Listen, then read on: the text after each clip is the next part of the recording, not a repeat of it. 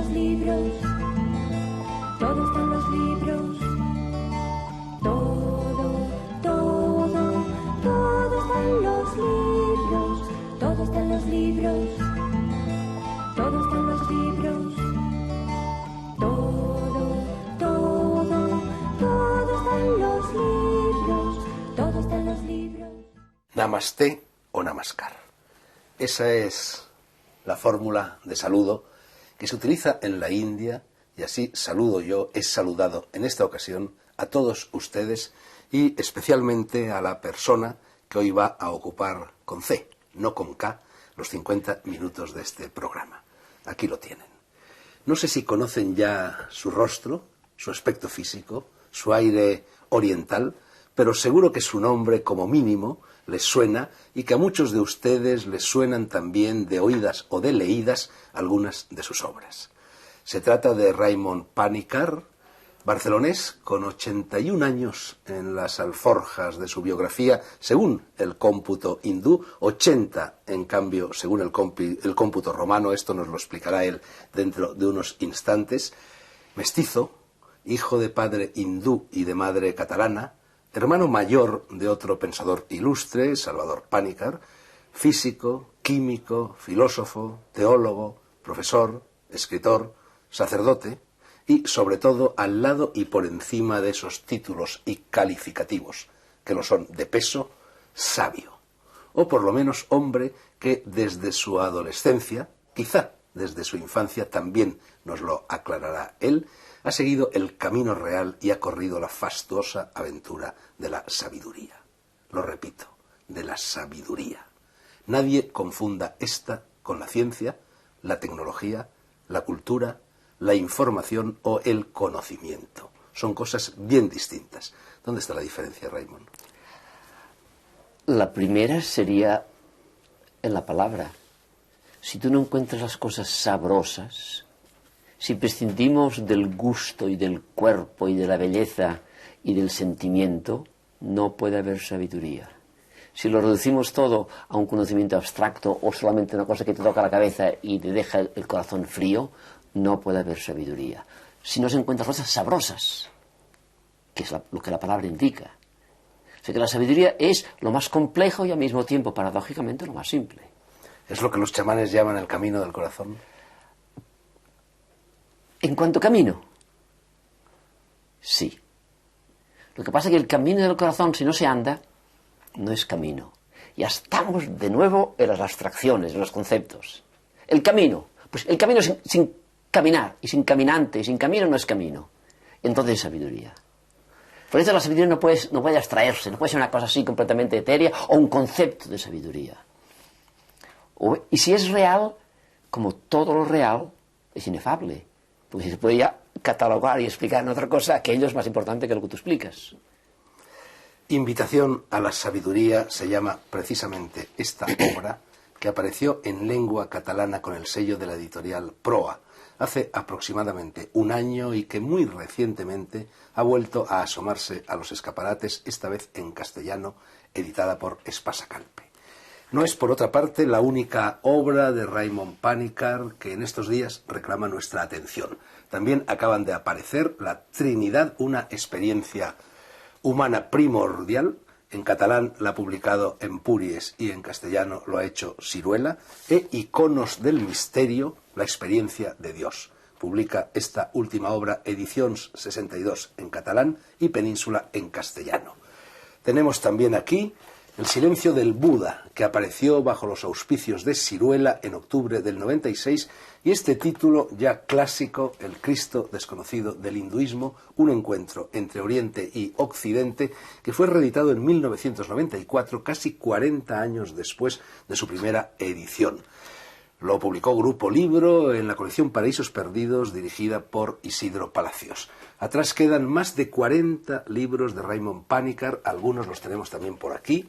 La experiencia filosófica de la India, editorial Trota, Ecosofía para una espiritualidad de la tierra, San Pablo, Paz y desarrollo cultural, presencia social. Decía... Desarme.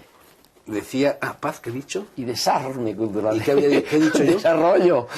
Es un lapsus muy significativo. Horror de horrores. Claro, por eso te interrumpo, paz si no, y no lo desarme haría. cultural, que a menudo el desarme es lo contrario del desarrollo. Quizá podamos hablar de esto. En fin, decía que 40 libros atrás, aparecidos en un sinfín de idiomas, cristianos y no cristianos, 7 por lo menos que yo sepa.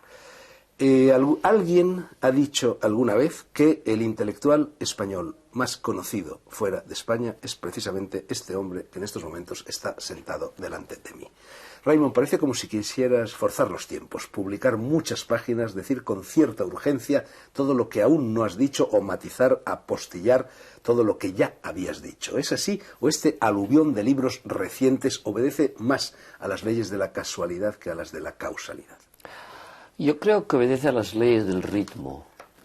O sea, ni causalidad ni casualidad. Cuando uno es profesor, y lo he sido durante 25 años, no se puede repicar a ir a la procesión. Y si te quieres dedicar verdaderamente a la enseñanza, tienes que consagrarte a ella. Y no puedes mantener tu espíritu entretenido o distraído en un problema que te interesa mucho, pero que está al margen de lo que tú enseñas. De manera que durante muchos años he podido publicar relativamente poco. Casi todos estos libros tienen una gestación, en la India diríamos la gestación del elefante. El elefante son 2 años, que tiene el elefante madre, el elefantito en su seno, y en mí han sido a veces décadas y a veces incluso más.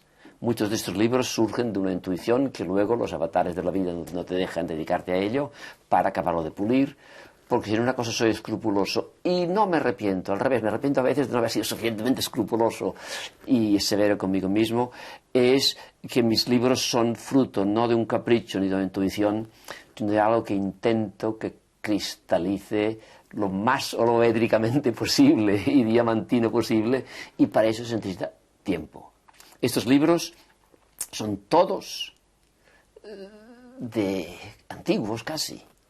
El Buda que has mencionado lo escribí el año 69. Lo que pasa es que esto no se puede decir a los adoradores de la modernidad, entonces ya pasé, ya no sirve. Pero del 69, que el 70 se publicó en la primera edición, que yo estaba en la India, no pude revisar, y en consecuencia está llena de imperfecciones, por lo menos, y que luego ha salido en 5 o 6 idiomas, y que finalmente, como cortesía y como sentido de deber, pensé que habiéndolo pensado y redactado en castellano, aunque su primera redacción fue en italiano, debido a la enciclopedia del ateísmo que me preguntaron, lo he vuelto prácticamente a reescribir en esta última edición que has mencionado del Ciruelo. ¿Y es cierto que tienes material inédito como para llenar otros 40 volúmenes?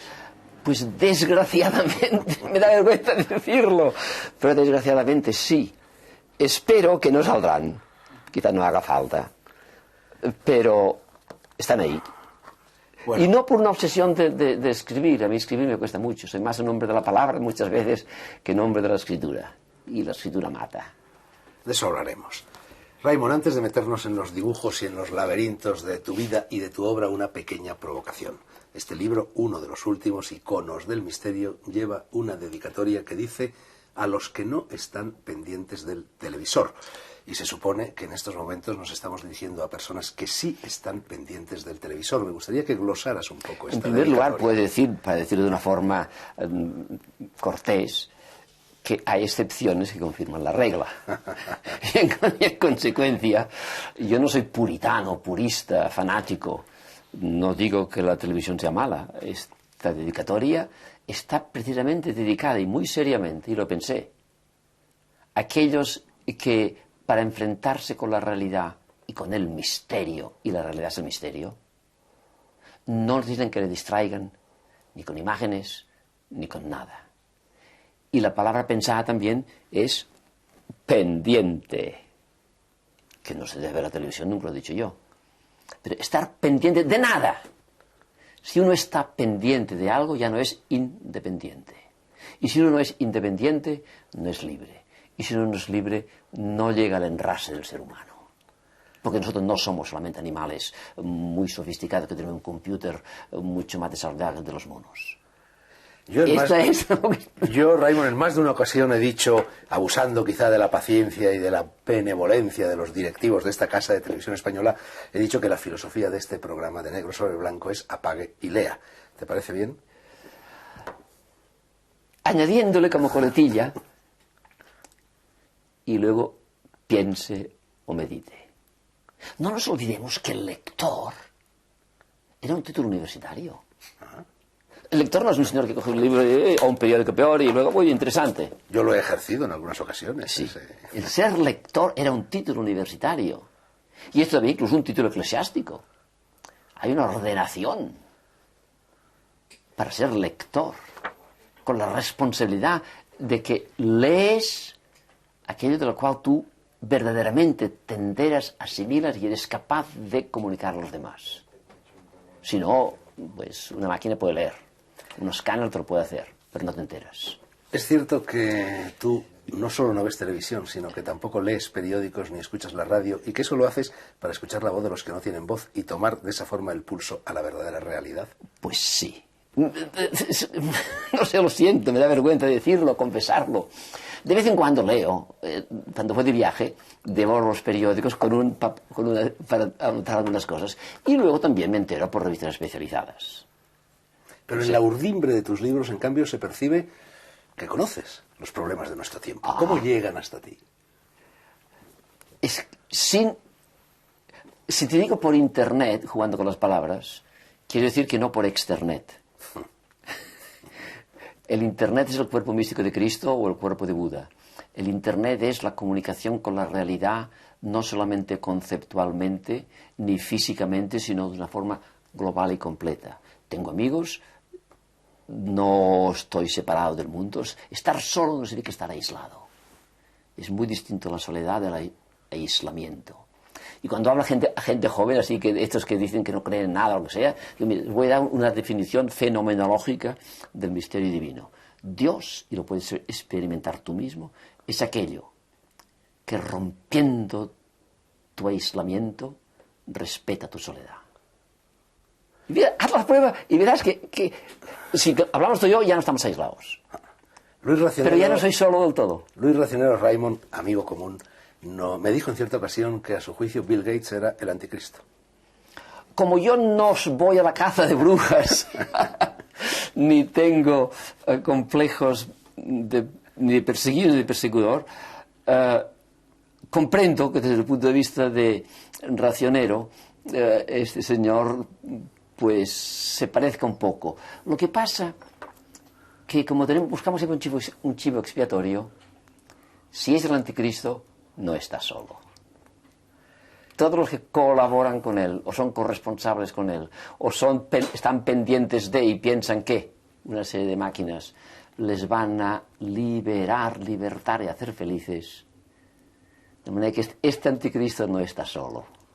Y entonces uno se guardaría mucho de colocarle a San Benito, a pobre Bill Gates, y a nosotros ya, porque le excomulgamos, pensar que ya nos hemos resarcido. Yo te propongo, Raimon, que hagamos este programa doble, porque vamos a hacer dos, me parece, utilizando el talante, el principio que rige las artes marciales orientales. Aprovechar el impulso del enemigo, ya que estamos en las vísceras del monstruo. Señor. Aprovechemos su impulso. Bien, hace bastantes años... El contrincante más que el enemigo. Hace bastantes años, Raimon Panikkar, que ha vivido a fondo en Alemania, en Italia, en la India, en Estados Unidos, también en Madrid y en Salamanca, y por supuesto en Barcelona, y en algún otro país más o menos exótico, se refugió en una pequeña localidad barcelonesa, casi ya gerundense, Tavertet, agarrada con las uñas del centenar escaso de vecinos que la puebla a las estribaciones del Prepirineo catalán, perdida en el regazo de esas montañas que a veces son movidas por la fe y van a Mahoma, y unida por una carreterilla de 1000 vueltas y revueltas a la ciudad de Vich. Y ahí, o mejor dicho, aquí, porque hasta aquí hemos venido para charlar con el sabio, edificó Raimon Panikkar una especie de ashram, de cenobio, de ermita, de vivienda franciscana, en la que reside cultivando el romero y la pobreza, lejos del mundanal ruido, y dedicado... ¿Dedicado a qué? ¿Cuál es tu vida aquí? Vivir. ¿A qué hora ¿Te parece levantas? poco? ¿A qué hora te levantas, Raymond? Depende. Desgraciadamente o afortunadamente, yo tengo necesidad de dormir poco y lo aprovecho. Pero en fin, no tengo esta mentalidad ahora ya de aprovechar el tiempo, que la he tenido mucho durante mi vida. Pero vivir sí, vivir conscientemente y vivir de verdad. Tú decías antes, con la pantalla apagada, algo que también ha dicho Carlos Castaneda en las enseñanzas de Don Juan, o mejor dicho, algo que Don Juan le enseñó a Carlos Castaneda, y es que no tienes rutinas. El sabio, el místico, el guerrero no puede tener rutinas. Evidentemente, si la vida y los momentos no son nuevos cada instante y cada minuto, no se vive. Desde el punto de vista filosófico, yo estoy intentando resucitar una idea que los escolásticos, que tienen mala prensa pero que no eran tontos, habían apuntado muy tímidamente, pero que está en contradicción directa contra el dogmatismo de la ciencia: la creación continua. Si la creación no es continua en cada instante, no es creación. Y si la creación no es de la nada, no es creación. La inercia no sirve para la creación. Pensar que la creación debe seguir leyes, la ciencia lo hace macrocósmicamente o lo que sea. Y entonces la vida es sorpresa constante, novedad absoluta. Y la creación se va haciendo. Y la discusión que muestra el fanatismo, no tengo otra palabra, cultural de nuestra época. Que puede haber gente muy en serio, hay profesores de universidad por todos los lados, que defiendan lo que unos llaman el creacionismo y el otro es la evolución. Los yo diría metábasis y xaloguenos, es garbanzos y yo qué sé, y pimientos. No tiene nada que ver. Si yo eres creador, es creador ahora y siempre. Si lo es, no discuto ahora si lo sea o no lo sea. Pero pensar que la creación ocurrió en illo tempore y que luego fue a reposar y que los buenos van a decirle: Señor, que has creado, que las cosas van mal, este sábado dura demasiado y tenemos que intentar despertarte para que lo arregles. Es de una naivete, por no decir cosas más fuertes, que espanta el subdesarrollo cultural al que colectivamente hemos llegado. Y alguien que sea un poco más absurdo o lo que sea puede decir y debe decir que el rey va desnudo y que esto no funciona. Y luego lo vemos por los resultados, etcétera, etcétera. Pero yo no quiero ser nunca pesimista. Esto que nos rodea, que nos arrope, que nos arropa, que nos viste para que no vayamos desnudos como el rey, ¿es tu biblioteca toda ella o parte de ella? Esta es parte, porque yo he empezado mi biblioteca 3 o 4 veces por los expolios y las ideas de las pobrezas malentendidas, etcétera, y tengo todavía algún puñado de libros que espero que lleguen pronto, no lo sé, en otros continentes. ¿Tú te relacionas con la gente del pueblo? Sí, evidentemente me relaciono, y vienen aquí, y no sé. Yo estoy 5 días a la semana, si quieres saber de mi vida, incomunicado. Incomunicado. Que el teléfono funciona y gracias a Dios tengo gente que me ayuda y que pueden responder, y sábados y domingos pues el despimporre, ¿eh? Bueno, llámale como quieras. Relativamente incomunicado, Raymond, porque tienes aquí una sociedad intercultural que se llama Vivarium, sí, cuya sede está por ahí, en una especie de repecho, ¿no? Exacto, debajo de estos jardines. ¿Qué es esa sociedad? Esto, cuando yo vine aquí, muchos me decían: no te subes al cerro al pico de un cerro y estés completamente aislado, intenta hacer algo. Yo digo: pues muy bien, una vez al mes open house, abrir las puertas, pensando que vendrían pues una docena de personas máximo, de amigos, y podríamos hablar de algún tema y yo podría hablar quizá un poco más que los demás, etcétera. Esto se ha, no sé si convertido, pervertido en un fenómeno donde vienen 150 personas o más, y aquí estamos a 2 horas de Barcelona y 2 horas de otros, donde hay los coloquios, yo hablo por 1 hora, se discute por 2 que se hacen cortas, y cada uno dice lo que le parece y nadie dice tonterías, o al menos tengo la habilidad de convertir la tontería en una cosa interesante, porque no hay nunca pregunta tonta, si se sabe entender. Y esto, eso lo sabía muy bien Sócrates, ¿no? Sí, señor. Y esto es un poco Vivarium, que luego, esta misma mesa aquí, hay un Vivarium Academicum, que es un seminario ya donde yo me pongo las gafas de profesor, y allí somos solamente 10 o 9 u 11, donde se hace labor de seminario estudiando algunos temas. ¿Y estas reuniones vienen solo sesudos sabios de Allende las Montañas o viene gente del pueblo también? Gente de todas partes. Y vienen pues desde amas de casa hasta chicas jóvenes, hasta profesores universitarios, hasta la gente de la cuarta edad, hasta... Y muchos me dicen: bueno, tendrías que filtrar un poco. Y yo no me encuentro con autoridad, ni con poder, ni con ganas de decir, bueno, si usted no sabe algo, no, está todo abierto. En este refugium no peccatorum, supongo que hay un rincón para meditar, aunque la meditación se ejerce desde el propio pecho y no necesita de rincón alguno, ¿no? Señor, hay un rincón para meditar. Arriba, escondido. La tierra, dicen los chamanes, y decía también el mundo antiguo, no nos pertenece. Nosotros pertenecemos a la tierra. Eso se siente de una forma muy vívida aquí, rodeados por esta naturaleza magnífica, y eso está presente también en este libro Ecosofía, para una espiritualidad de la tierra, que tú escribiste a raíz de una reunión de 300 personas, me parece, que hubo en Asís. Exacto. ¿Qué es la ecosofía? Término que no hay que confundir, dices tú, con la ecología. La ecología es business as usual. Es, con guantes y una sonrisita, continuar explotando la tierra, continuar teniendo la misma relación con la tierra y los recursos y las minas y las cosas, y no ha cambiado para nada, pero como sabemos que la tierra ya es limitada, pues no ensuciarla demasiado, que dure un par de siglos más, pero no mucho más, 1000 años más si quieres, pero no mucho más. Es exactamente lo mismo, que es la aplicación del razonamiento puro, descarnado y sin corazón, un logos como la geología, que objetiviza lo que debe estudiar, para mejor rendimiento, para que saque más, para ganar más y mejor. Y esto es un poco caricatura, pero gracias a esto, y debido a los resultados de los estudios ecológicos que tienen toda mi simpatía, podemos hacer un paso más adelante. Y yo me apoyo sobre esto, de ninguna manera lo critico, para decir, el segundo paso es un cambio de mentalidad por nuestra parte y de cosmovisión. Ecosofía es genitivo subjetivo, es la sabiduría, no mi sabiduría de la Tierra cuando yo la estudio geológicamente, o lo que entonces los recursos, el ozono, el anhídrido carbónico, todo lo que usted quiera, pues que no da resultado y que no debemos ensuciar. No, está muy bien, sí, pero hay más. Es la sabiduría de la misma Tierra, genitivo subjetivo, de la cual el hombre es el portavoz. O sea, que hay que unir. No es que digo que todo es vivo, evidentemente, pero las piedras no hablo yo.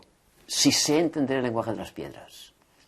Y las piedras, los árboles, y los mares, y los terremotos, y los relámpagos. Y ecosofía sería el descubrir lo que tú decías antes, que el nombre más antiguo en la tradición judeo-cristiana de hombre es Adán, el terráqueo, el terreno, el cetrino. Como tú. Pues quizás sí. Es que me excuses si digo que eso queda más natural. Sin sol, o con sol, es igual. Pues descubrir esta conexión intrínseca entre el hombre y la tierra, que el hombre no es una excepción, pertenece a la tierra, y que la tierra nos pertenece y que nosotros le pertenecemos a ella, y que no se puede hacer esta dicotomía, esta división entre lo terreno y lo humano. Yo añadiría mucho más, pues ni lo divino, esto sería tiempo habrá, lo mejor. Harina de otro costal. Tú además... Ahora, la ecosofía es entonces cambiar mi relación con la tierra, ver la tierra como parte de mi casa, como mi hábitat, oikos, es lo que significa la palabra. Pero mi casa es mi tercer cuerpo. Las casas prefabricadas es otro crimen de lesa cultura. La casa se la debe fabricar uno lentamente viviéndola. Yo tengo 2 sobrinos arquitectos a los cuales les he aconsejado y esto les da resultado. ¿Tus sobrinos conocen las leyes del Feng Shui? Me imagino, no lo sé. Raymond, tú además de meditar, ¿rezas? Si me explicas la distinción entre las palabras, sí. Explícamela tú. No, porque te iba a preguntar que en qué idioma rezas, si es que rezas, si en latín, en sánscrito o en ningún idioma. No, yo no rezo con... Hombre, hay cosas preciosas, hay poesías, hay salmos, hay vedas, que es bonito recitarlos, poniendo el corazón y la cabeza, pero no creo que sea lo más fundamental. De todas maneras, ya que me acabas de preguntar por la distinción entre las palabras, te diré que una vez me dijo alguien, no recuerdo quién, que cuando meditamos pretendemos escuchar a Dios y cuando rezamos pretendemos que Dios nos escuche. Pues es muy exacto. Yo calificaría un poco esta observación, pero evidentemente la meditación es mucho más escucha que hablar. Y la contemplación es mucho más ver con el tercer ojo que escuchar. Porque el silencio no se puede escuchar. El silencio es silencio precisamente porque ni se oye ni habla, ni dice nada. Raymond, perdóname, pero no llega el silencio sino la publicidad. Y, por cierto, y antes de darle paso, me gustaría conocer tu opinión sobre ese voluminoso inquilino de nuestro siglo. Tan voluminoso que de las 3 industrias más fuertes que hoy día rigen el mundo, y así vamos, en plan de volumen: armamentos, turismo y publicidad. Y la publicidad es el cultivo de la hipocresía y de la mentira, pero si la gente es feliz con ello, pues le dan drogas, es una droga, pero si necesitas una aspirina, pues yo no voy a decir que no la tomes si te hace falta, pero es bien triste que para vender una cosa tenga que camuflarla hasta el punto de obligarme a ser hipócrita, porque si no, como hay otro que es el consumismo y la competición, competitividad es un eufemismo para decir guerra. Y esto convendría decirlo. ¿Que hay guerra? Hasta ahora lo ha sabido, pues muy bien. Yo no pienso que el mundo debe ser un paraíso, pero sí pienso que podría ser un poco mejor. Lo dicho, una pausa para la publicidad, no nos dejen.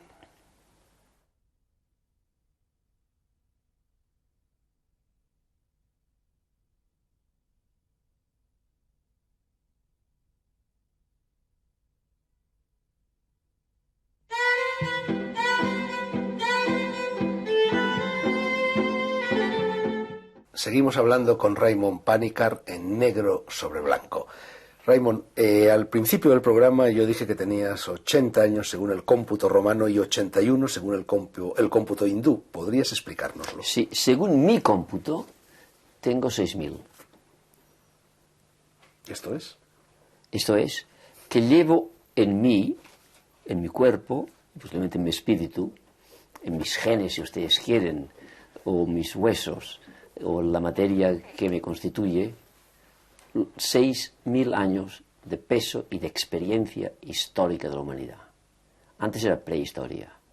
Un hombre que se llama intelectual, que vive hoy día conscientemente y que sea víctima del individualismo de pensar que hace 80 o 100 años él no existía y que ahora lo que él existe es una cosa que ha caído así del cielo y que no tiene ninguna raíz con nada. Si nuestras raíces no llegan, por lo menos allí donde llega el ser histórico, que además se demuestran las palabras mismas. Las mismas palabras son los documentos humanos más profundos de esta vinculación del hombre con sus antepasados, con la tradición, con lo anterior. La mentalidad de Nouveau Riche, o la mentalidad que yo soy ahora aquí, es incluso ridícula para no calificarla de otra manera. O sea que si yo no intento en mí recoger, aprender y transformar, aprendiendo y recogiendo y aceptando, lo que yo he recibido de mis antepasados, porque lo he despreciado, porque ahora estudiar los griegos o los sánscritos, eso ya es pura arqueología o anticualla. Esto lleva a una mentalidad que el hombre mismo se desenraiza, se excomulga de la comunidad de los humanos. Por eso, si me preguntas a mí, yo no soy ninguna máquina que mi vida siga regida por las vueltas que la Tierra ha dado alrededor del Sol y ha dado ya tantas lunas o tantas vueltas. Es un cómputo perfectamente legítimo. Si te parece, Raymond, digamos que según el cómputo microcósmico tienes 6.000 años, según el cómputo macrocósmico, vete tú a saber, pero según el romano 80 y el hindú 81, sí, la diferencia. El hindú pone primero que los 9 meses, mejor dicho, los 10 meses, y cualquier mujer lo sabrá, son meses lunares. Y la regla que tienen las mujeres, en fin, son 10 meses lunares. Son 10 meses. Y yo creo que estaba ya también ahí, ¿no? Bueno, eso es un poderoso argumento contra el aborto. ¿Qué opinas tú del aborto? Yo opino que todo se puede... No, poderoso argumento no lo es, porque podemos manejar los argumentos en pro y en contra. Un argumento sofista, más como bien, siempre, sí. Evidentemente. Tú puedes, dice el refrán inglés, que el demonio puede citar la escritura para sus fines, y con la escritura a mano hemos defendido la esclavitud, el apartheid, etcétera, etcétera. Creo que se están de tal manera exacerbando los ánimos, y que siempre un poco lo mismo. Somos más sensibles a lo que te puede hacer el ratero, porque te ha quitado las 100 pesetas o las 1000 del bolsillo, que lo que puede hacer un señor con una firma, un industrialista o un político, en donde luego 5 millones, y no exagero, o los 1 millón de muertos de hambre en Irak, porque el señor Saddam Hussein no se muere de hambre, nosotros sí. Y esto no cuenta. Pues si en el mundo actual mueren 2.500 personas por acto de guerra, desde que terminó, tenía todavía la ironía de llamar la Segunda Guerra Mundial, como usted no hubiese empezado, calcule usted, 2.500 muertos en acción guerrera, todos los días desde 1945, de los cuales, en término medio, el 80% son civiles. Si a esto le llamamos civilización, o le llamamos, no lo queremos hablar cuando hablamos del aborto, metámoslo todo junto. Y veamos un poco lo que los ingleses dicen, sense of proportion, un sentido de las proporciones. Sería, y fue a favor de la vida, evidentemente. La menta, el comino y el anís, detalles de la ley, que se tendría que salvar. Pero el amor, la justicia, la misericordia es más importante. Aprovechemos todo lo que se habla del aborto para llegar a problemas, no digo menos, pero más importantes sí. Como cogemos el rabo por las hojas, pues es una hoja, y muy bien, puede ser una cosa, pero no olvidemos una cosa, te lo puedo citar en latín, ecco portet fare, illa non omitere. Dilo en latín, pero tradúcelo. Conviene hacer esas cosas, creo que no saben, pero no omitir las otras mucho más importantes. Y si esto nos sirve para un cambio de vida, para una conversión radical, y no poner cataplasmas aquí y allá para que la cosa perdure, prolongando la agonía de un sistema condenado a la muerte, entonces perfecto. Sí, no me deja llevar a la casuística de una cosa u otra. En plan de vista jurídico, pues se pueden decir muchas razones en pro y en contra, etcétera, etcétera. Cuando preparaba esta entrevista me he topado en un diccionario, no voy a decir cuál, con una reseña biográfica tuya y dice Raymond Panikkar, pensador indio. Me he quedado un poco sorprendido, en primer lugar porque creo que un pensador no es de ninguna parte, no es ni indio, ni cristiano, ni musulmán, y el pensamiento no tiene patria, pero en cualquier caso tú has estado siempre un poco a caballo entre lo indio, es verdad, y lo occidental. ¿Eso no te ha producido cierta esquizofrenia? Cuando me preguntan, y no he querido interrumpirte cuando me has llamado mestizo, si yo soy mitad indio y mitad español, yo digo que no. Yo soy 100% indio y 100% español. Porque tú no crees en el sincretismo. Y no me creo ni sincrético ni esquizofrénico. Y cuando hablo a teólogos, les diría, ¿cree usted que Cristo es mitad hombre y mitad Dios? Pues no, es todo hombre y todo Dios. Pues yo intento ser esto, todo, que para esto hace falta una cierta temperatura espiritual, y que a veces no es fácil, evidentemente.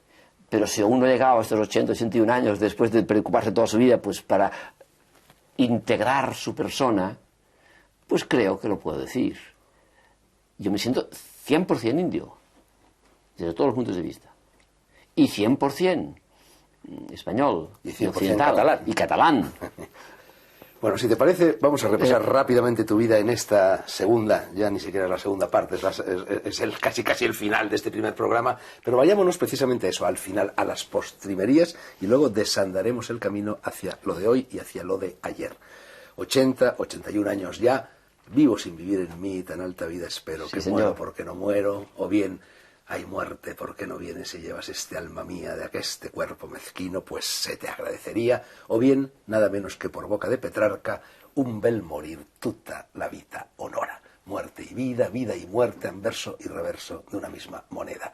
¿Cuál es, valga la aparente contradicción inter minibus, tu vivencia actual de la muerte contemplada desde lo alto de la alta edad que has alcanzado? En primer lugar, yo no me encuentro más cerca de la muerte que un niño de 5 años. La muerte es equidistante de todos los que llamamos mortales. Caer en la trampa de que la muerte está más cerca de mí y más lejos de un joven de 30, pues es una falacia. 1. 2. Yo lo decía a mí en el templo de Shiva, donde he vivido tantos años, en los Ghats, en Benarés, la ribera de junto a Varanasi. Ganges, uno de los 3 ríos de tu vida. Sí, pues me decía el Babaji, el sadhu que vivía en el templo y que hacía todas las pujas necesarias, pero usted me puede explicar cómo estos occidentales, bien vestidos, bien educados, que saben tanto, gorditos y bien rellenos, pueden creer que cuanto más viven, más cerca están de la muerte. Cuanto más vida has vivido, más vida has acumulado.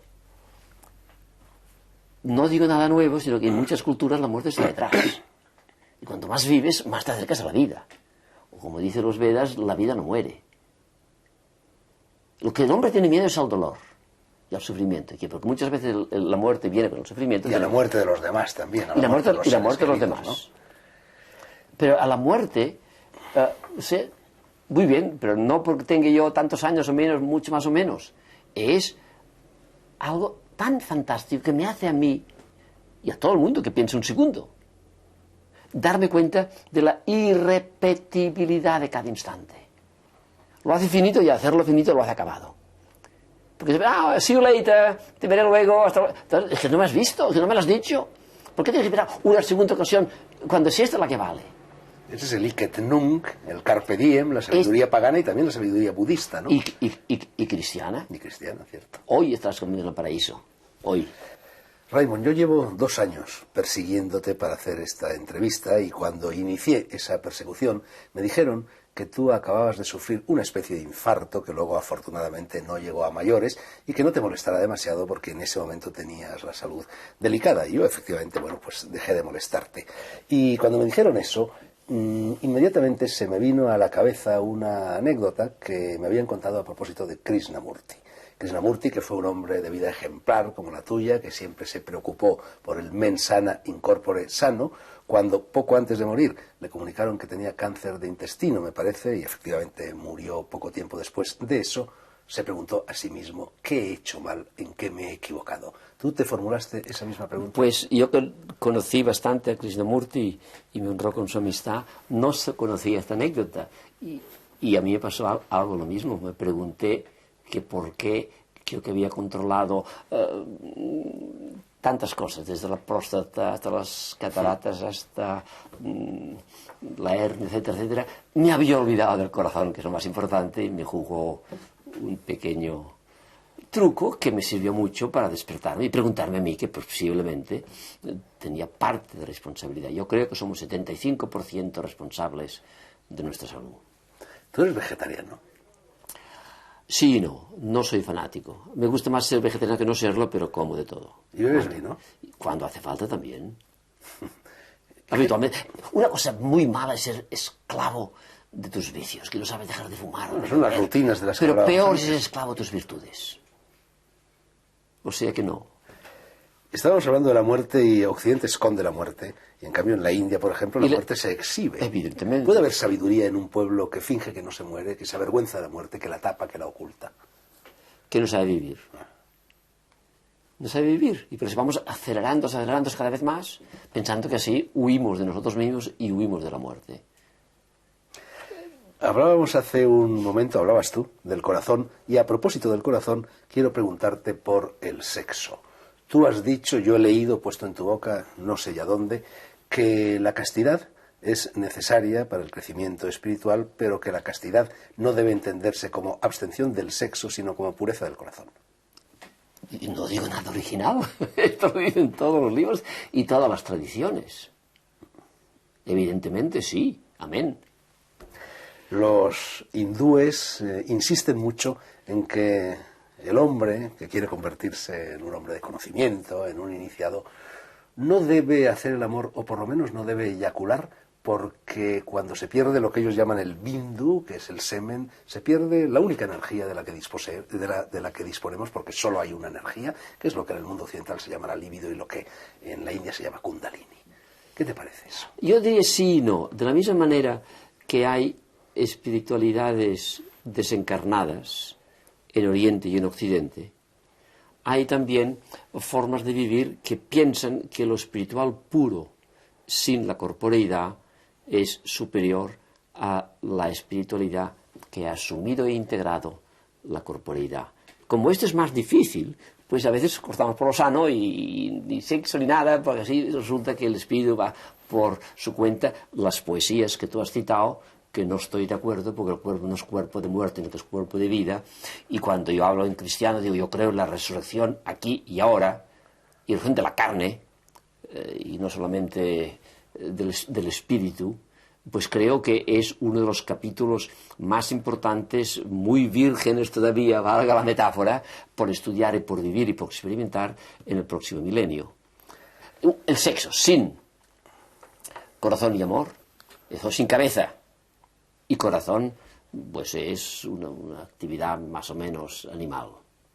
Pero sí, con amor solo es sentimentalismo, con corazón solo es cálculo.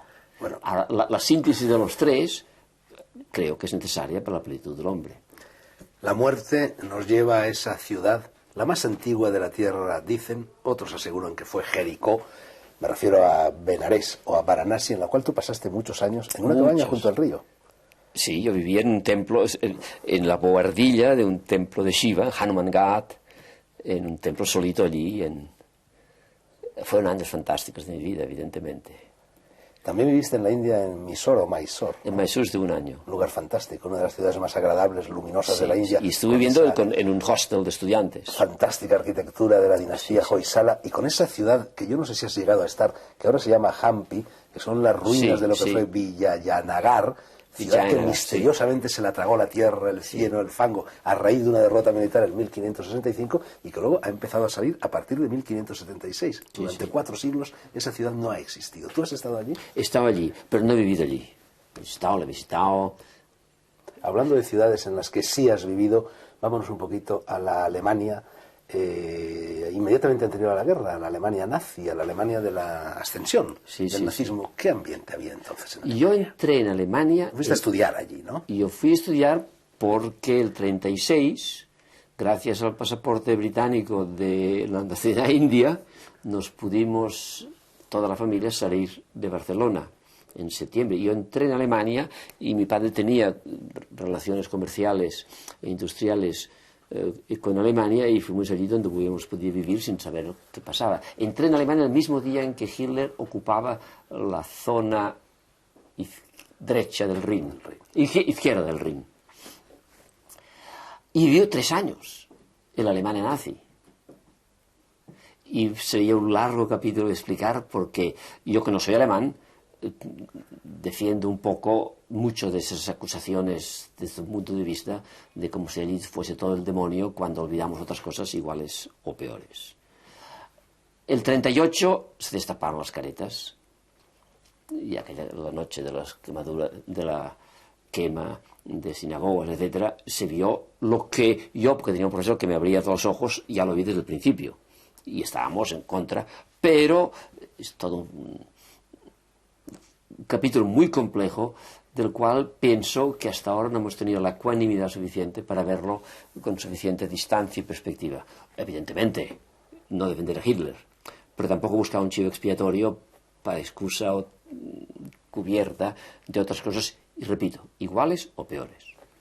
Muchos años después, en 1950, volviste a Alemania, habrías vuelto en otras ocasiones, claro, fuiste a la Universidad de Friburgo, diste allí una conferencia, y el decano de esa universidad, Max Müller, le habló de ti y de tu conferencia y de tus ideas a un pensador muy controvertido, Heidegger. Sí. Entonces Heidegger quiso conocerte, te conoció y... Liebe aus dem ersten Blick. Podría decir lo que pasó. Aquello que dicen, pues, amor al primer vistazo. Pasó algo que yo ahora lo veo después. él era el profesor Heidegger, que estaba todavía recluido, no podía salir de su casa prácticamente, y me preguntó Max Müller con mucha reticencia si yo tendría algún inconveniente en ir a visitarle, que no me ensuciaría mi currículum ir a visitar a un profesor. Mira, Heidegger, yo dije de ninguna manera, estaría muy honrado, por eso que te digo que un pensador es pensador. Y al cabo de 2 minutos estábamos ensarzados en la discusión Sursache, que diría él, ¿no? En la cosa, que él olvidó que era profesor Heidegger y yo olvidé que era un chico joven, bueno, joven no tanto, pero en fin, que no podía ni para con algo. En la cosa. Y yo no le hablaba a él como el profesor o como nada.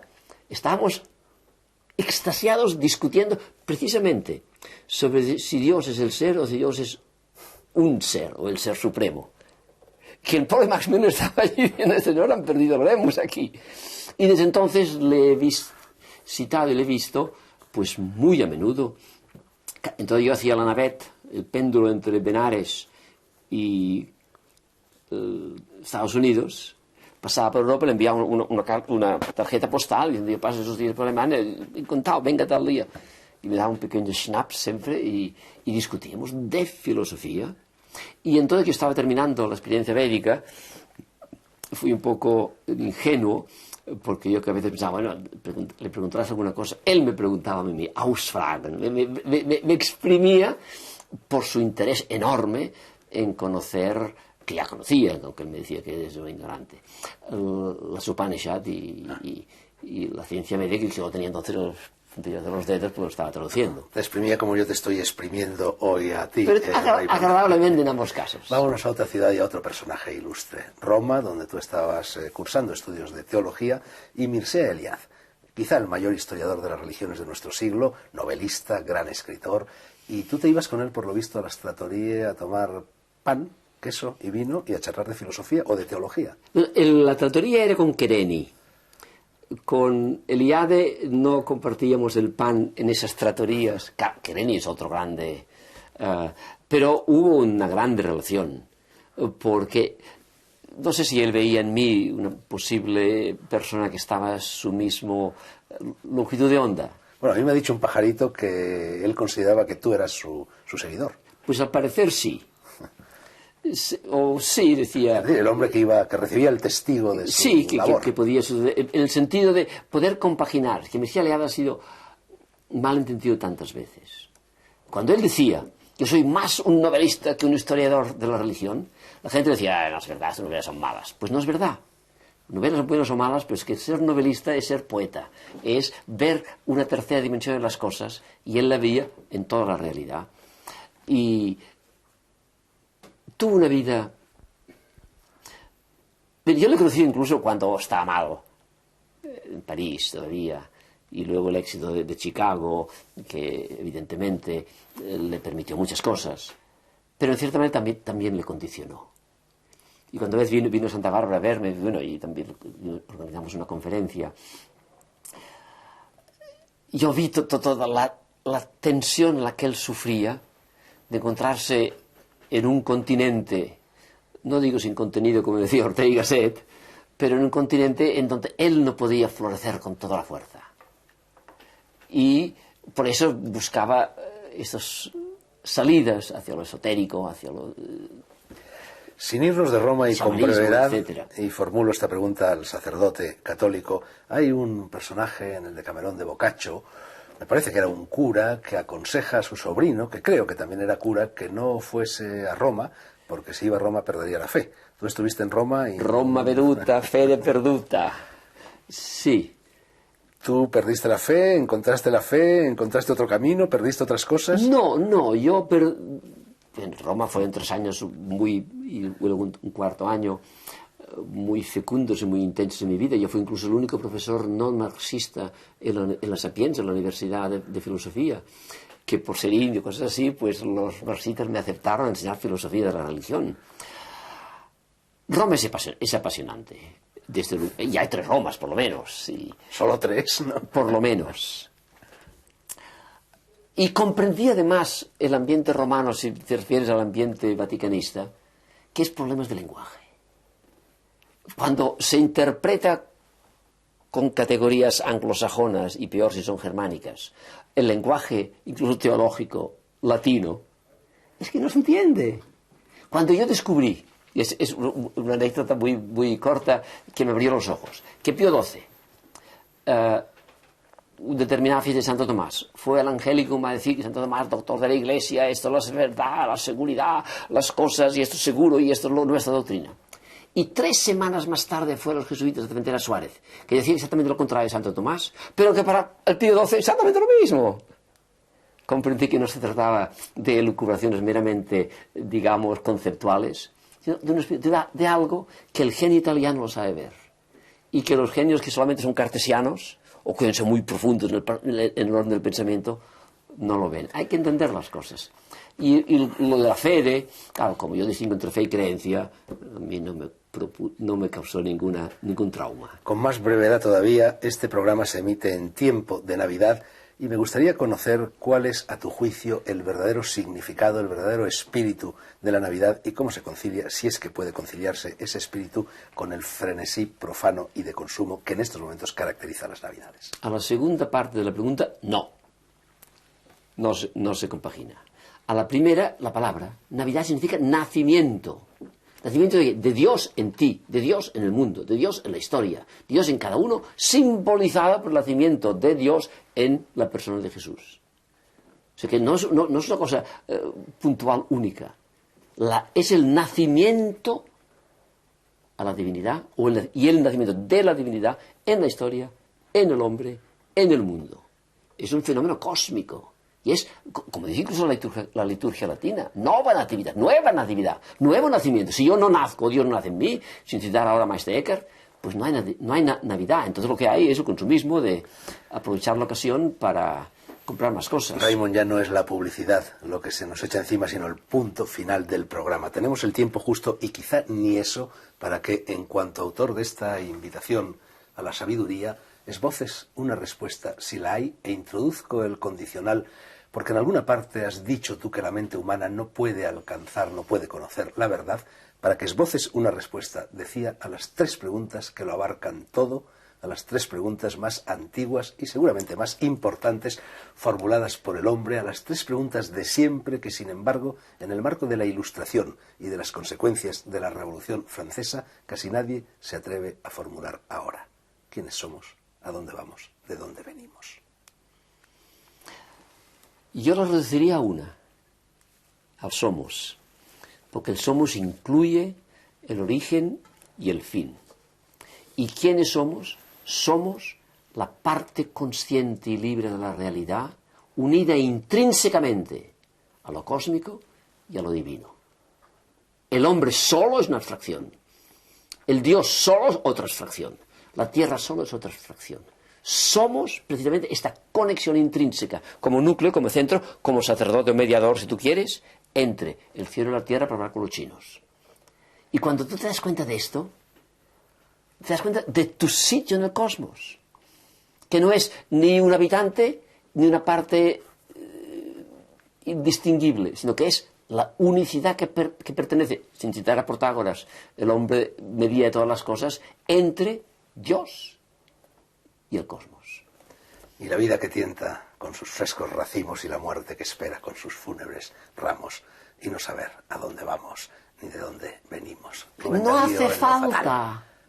Si es lo más divertido no saberlo. ¿A ti te gustaría saber cuándo vas a morir, de dónde vienes y todas las cosas? En modo alguno. Somos más unidos, estamos más unidos en nuestra ignorancia que las pocas cosas que sabemos. Si no nos abrimos al infinito, que es lo no limitado, lo que no tiene límites, no vivimos vida humana. Que no sabe correr el riesgo y la novedad intrínseca y absoluta de todas las cosas, y de la vida instantánea por un momento, es que se le escapa la vida. Cuentan de un sabio que un día recibió en su ashram de Tabertet a quienes hacemos el programa Negro sobre Blanco, y también recibió por nuestro cauce, por el cauce del ojo de la cámara, a todos ustedes. Gracias, Guruji, Prenón, maestro, por la hospitalidad, por la conversación y por la sabiduría.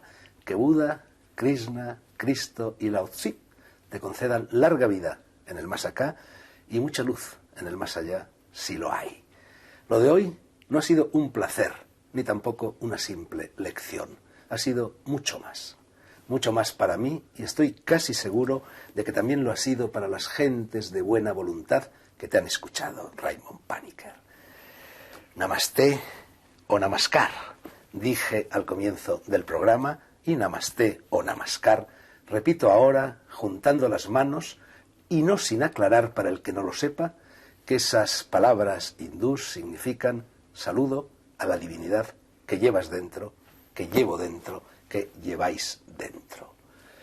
Mi infinita gratitud a Raymond Paniker. Hoy hemos hablado de su vida y de sus opiniones sobre algunos temas de nuestro tiempo. La próxima semana lo haremos de su obra. Gracias también a cuantos han tenido la gentileza de ver negro sobre blanco. Volveremos dentro de 7 días. Buenas noches.